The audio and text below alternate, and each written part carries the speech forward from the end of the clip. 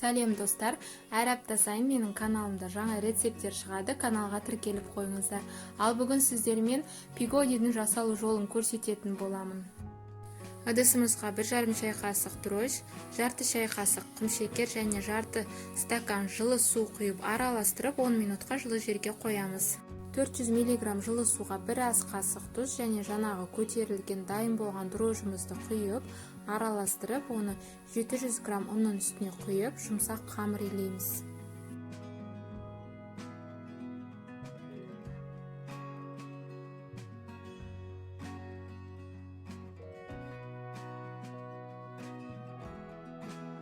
Дайын болған қамырымыздың бетін жауып, жылы жерге 1 сағатқа көтерілуге қоямыз. Ал енді начинкасын дайындайтын боламыз. Ол үшін 700 грамм капуста мен 2 дана пиязды майда етіп турап аламыз.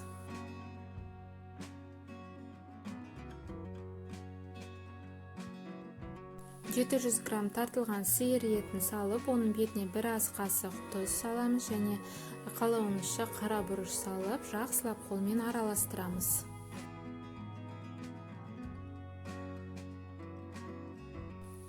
Қамырымыз 1 сағатта жақсы көтерілді. Оны осылайынан бір қайтарып алып, қамырымызды бірнеше бөлікке домалақ етіп бөліп аламыз.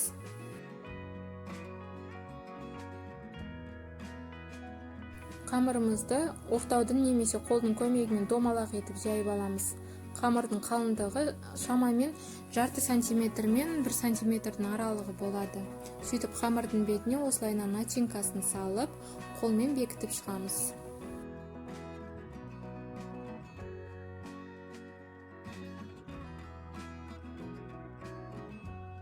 Мантаварканың ыдысын міндетті түрде майлап алып, осылайынан пигодиларды қойып шығамыз.